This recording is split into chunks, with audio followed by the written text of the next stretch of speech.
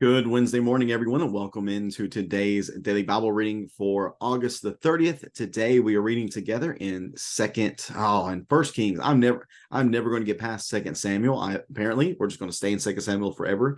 No, today we are in First Kings chapter 4. Yesterday we looked at how Solomon appealed to God for wisdom, that he might be able to judge well and to minister justice and to bring prosperity to God's people, the nation of Israel. And today in our read here in First Kings chapter 4, we're going to see just how successful Israel was during the reign of Solomon.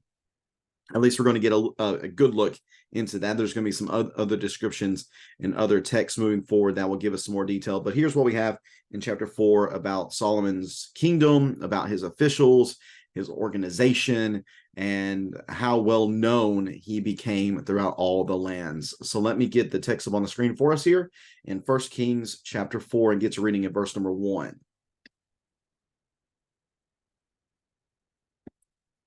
1 Kings chapter 4, verse number 1, King Solomon reigned over all Israel, and these were his officials: Azariah, son of Zadok, priest;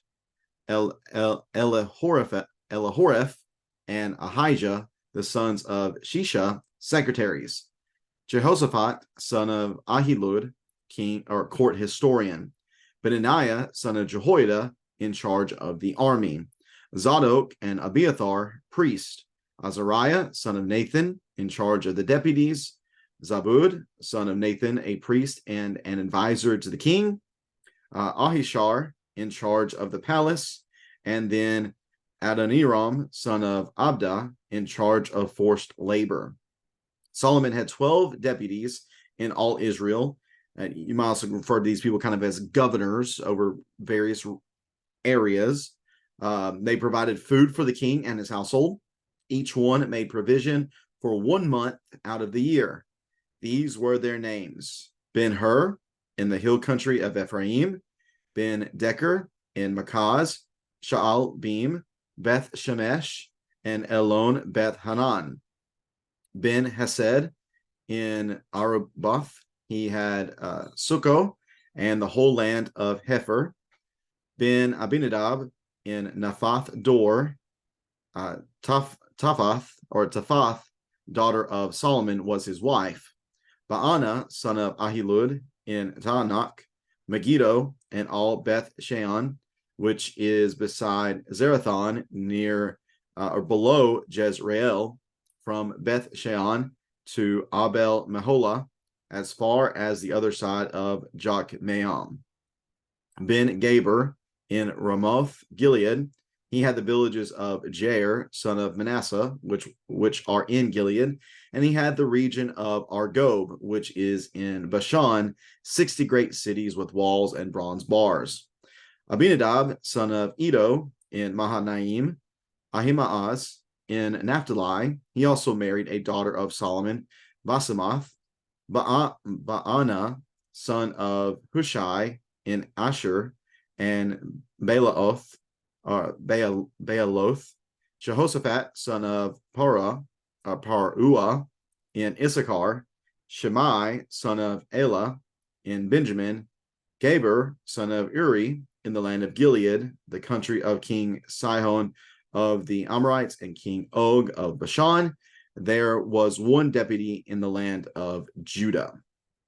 Judah and Israel, verse number 20, were as numerous as the sand by the sea. They were eating, drinking, and rejoicing. And Solomon ruled all the kingdoms from the Euphrates River to the land of the Philistines as far as the border of Egypt. They offered tribute and served Solomon all the days of his life. Solomon's provisions for 1 day were 180 bushels of fine flour and 360 bushels of meal, 10 fatted cattle, 20 range cattle, and 100 sheep and goats, besides deer, gazelles, roebucks, and pin-fed poultry. For he had dominion over everything west of the Euphrates, from Tifsah to Gaza, and all the kings west of the Euphrates. He had peace on all his surrounding borders, and throughout Solomon's reign, Judah and Israel lived in safety from Dan to Beersheba. each person under his own vine and his own fig tree. Solomon had 40,000 stalls of horses for his chariots and 12,000 horsemen.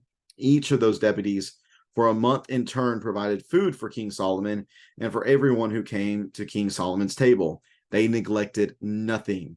Each man brought the barley and the straw for the chariot teams, and the other horses to the required place according to his assignment. Verse 29, God gave Solomon wisdom, very great insight and understanding, as vast as the sand on the seashore. Solomon's wisdom was greater than the wisdom of all the people of the East, greater than all the wisdom of Egypt. He was wiser than anyone, wiser than Ethan, the Ezrahite, and Heman, Calcol, and Darda, sons of Mahol. His reputation extended to all the surrounding nations. Solomon spoke 3,000 proverbs, and his songs numbered 1,005. He spoke about trees, from the cedar in Lebanon to the hyssop growing out of the wall. He also spoke about animals, birds, reptiles, and fish, emissaries of all people, sent by every king on earth who had heard of his wisdom, came to listen to Solomon's wisdom. And that is the text of 1 Kings chapter 4.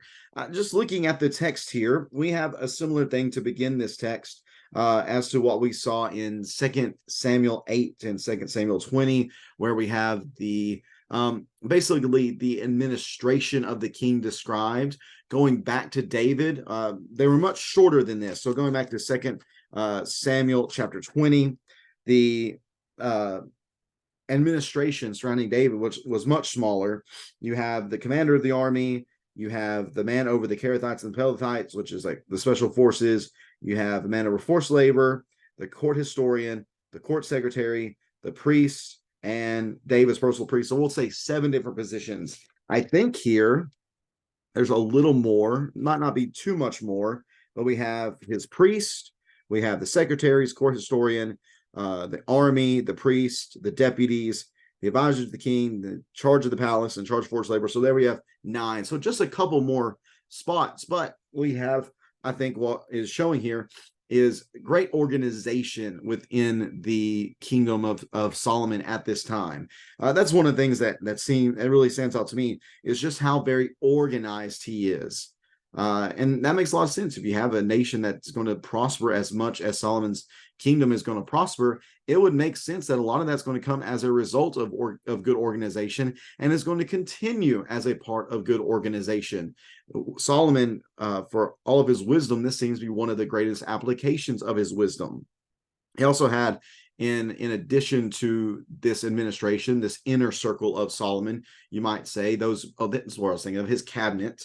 In addition to Solomon's cabinet that we just read about in verses 1 through 6, we also see that he had basically 12 governors over various regions. Now, these regions, these areas of Israel, they were not chopped up according to strict tribal lines. That doesn't seem to be the case at all. Some of them were tribal lines. Some of them, though, seem to be established by various types of land structures, or a mountain range or river, something of that nature. So made it a little bit more practical than what might have been seen just in the tribal lands. But you might want to note too that what Solomon did in this is, whenever it came to the taxation of the people, and for the taxation, it wasn't necessarily money that was being taxed, but instead like food and stuff like that. So for Solomon here, he did not overtax his people here in the beginning. He didn't do that. He made it to where each area was responsible for 1 month out of the year. So whenever your month came up, you gave your taxes to Jerusalem, basically. And once your month is up, you're fine for the rest of the year. So in order for Solomon to be supplied year round within his palace, he only had each of his governors and their lands contributing during their particular month. So they're not overtaxed at all. They feel as if they're being treated quite fairly. We also see that this was something that was done, best I could tell, later on too, whenever it came to The supply, verse number 27, each of those deputies for a month in turn provided food for King Solomon and for everyone who came to King Solomon's table. They neglected nothing. Why? Because they saw this as an honor to be able to support the king who was helping them so much. We might say, looking at Solomon's reign at this time, this is really the golden age of Israel. It seems that their influence was strongest during the time of Solomon. And that makes sense considering it was a time of peace for the most part. It was also a reign in which he was governed by this great wisdom that God had given him. That's verse 29, that God gave him this wisdom, going back to the request that he made in chapter 3. God gave Solomon wisdom, very great in insight and understanding, as vast as the sand of the seashore. And all of these things that are described here, then, all of this great success could be said that this is a fulfillment of what was promised back in Deuteronomy.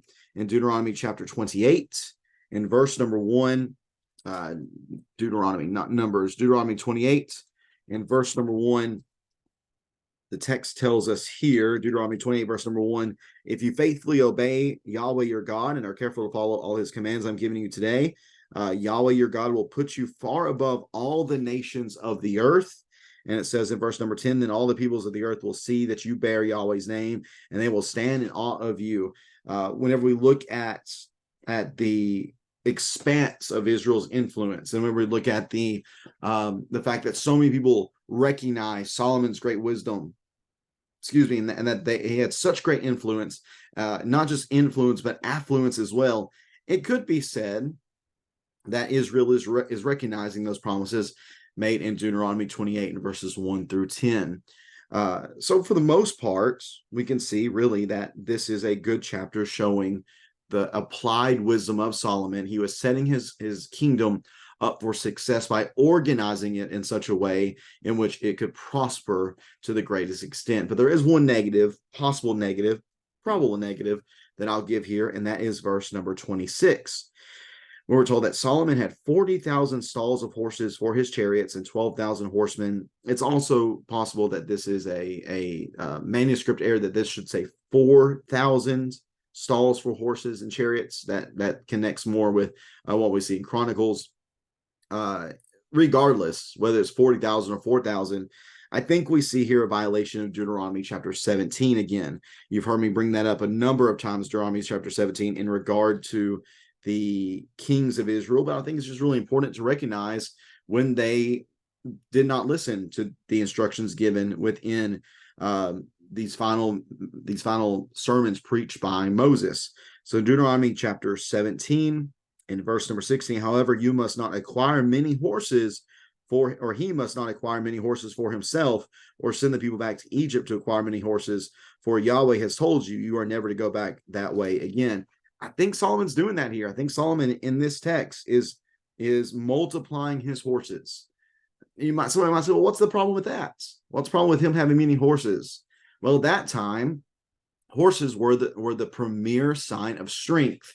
If you had horses, then it could be said very easily that you had great military power. And Solomon certainly has horses here. So I think the issue then gets back to what Solomon putting his confidence in. Is his confidence in the accumulation of all the horses that he has gathered for himself?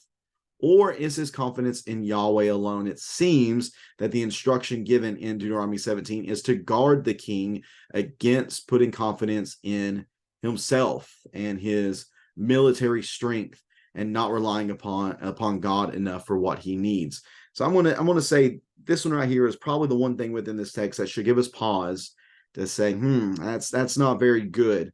Similar to what we saw in yesterday's text, where we see Solomon marrying a daughter of Egypt. Again, that's not very good. So overall, we're seeing good things, but along the way, we're seeing what I'll term seeds of trouble that are being planted that might bring trouble later on in the story of Solomon and his reign over Israel. So we'll just note that. We'll note what we see with him having this wife of a foreign king, of Pharaoh. We'll note that he here is accumulating for himself horses. We'll note as well the sacrificing of the high places that we mentioned yesterday. We'll note those things and just see if and when they begin to show bad fruit from these decisions being made that we've seen earlier on in the story. If you have any questions or comments about this text or any of the other texts we've looked at so far, please feel free to leave that in the comment section below, and I'd love to have a discussion with you, try to answer those best I can. Tomorrow, I believe we're going to read together chapters 5 and 6, which is going to tell us about the building materials for the temple, and then the actual building of the temple itself. We'll see that in chapter 6. Hope that you can tune in then. Looking forward to being with everybody tonight for our Bible studies at 7 o'clock. Hope that you're making plans to get there, and looking forward to seeing y'all then, and looking forward to reading with everyone tomorrow as we get into 1 Kings chapters 5 and 6. Take care, and God bless.